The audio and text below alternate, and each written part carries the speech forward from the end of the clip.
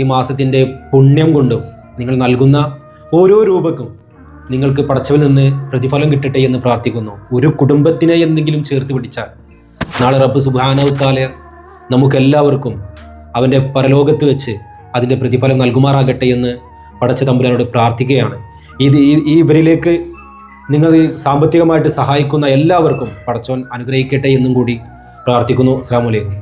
ഞങ്ങളുടെ മുമ്പിൽ ഇതും കൂടി നഷ്ടപ്പെട്ട ആത്മഹത്യല്ലാതെ വേറൊരു വഴിയുമില്ല. പടച്ചവനോർത്ത് ഈ പുണ്യ റമദാൻ മാസത്തിൽ നിങ്ങൾ നൽകുന്ന ഓരോ നാണയത്തൊട്ടും ഞങ്ങളെ ഇങ്ങോട്ട് ഉൾപ്പെടുത്തിട്ട് ഇത് താഴ്മയായിട്ട് അപേക്ഷിക്കുകയാണ്. അസ്സലാമു അലൈക്കും.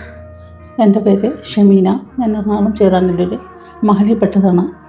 എൻ്റെ വീട് ഇപ്പോൾ ബാങ്കിൻ്റെ ജപ്തിയിൽ നിൽക്കുകയാണ്.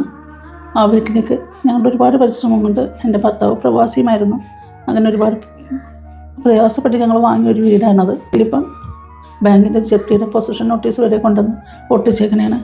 ഞങ്ങൾക്ക് ഈ വീടില്ലാതെ വേറെ സ്വന്തമായിട്ട് ഒരു വസ്തു പോലും ഇല്ലാത്തവരാണ് ഞങ്ങൾ. ഇതും കൂടി നഷ്ടപ്പെട്ട് ഞങ്ങൾ തെരുവിലേക്ക് ഇറങ്ങാൻ മാത്രമേ വഴിയുള്ളൂ.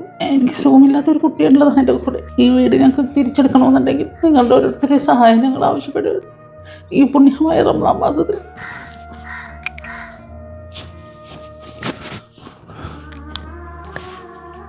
ഈ പുണ്യ റമദാൻ മാസത്തിൽ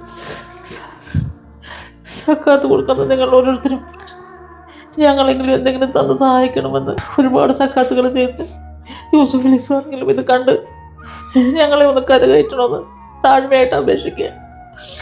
ഒരുപാട് പേര് അധ്വാനിച്ചുണ്ടാക്കിയ വീടാണ് ഞങ്ങളിത്.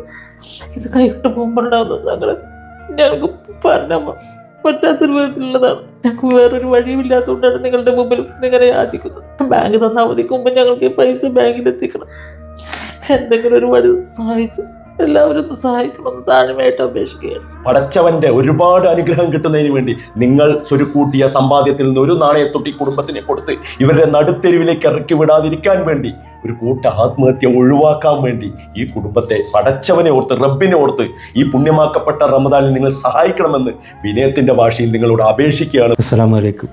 എൻ്റെ പേര് നവാസ്. ഞാനൊരു പ്രവാസിയായിരുന്നു. 11 വർഷക്കാലം പ്രവാസ ജീവിതത്തിലൂടെ സമ്പാദിച്ച ആ തുക കൊണ്ട് വീട് വാങ്ങിയതാണ്. അതിന്ന് ജപ്തിയുടെ വക്കിലാണ്. എൻ്റെ മകളും അസുഖക്കാരിയാണ്, എൻ്റെ ഭാര്യ അസുഖക്കാരിയാണ്. മറ്റൊരു മാർഗവുമില്ലാത്തത് കൊണ്ട് നിങ്ങളുടെ മുമ്പിൽ ഞാൻ കൈ നീട്ടുകയാണ്. വാടക വീട്ടിലാണ് ഞങ്ങളിപ്പോൾ താമസിക്കുന്നത്. 25 ലക്ഷം രൂപ ബാങ്കിലടക്കാൻ മാർഗമില്ലാത്തതുകൊണ്ട് വീട് പണയപ്പെടുത്തിയാണ് ഞാൻ എൻ്റെ മകളെ ചികിത്സയ്ക്ക് വേണ്ടി ചിലവാക്കിയത്, മറ്റുള്ള കാര്യങ്ങൾ നടത്തിയത്.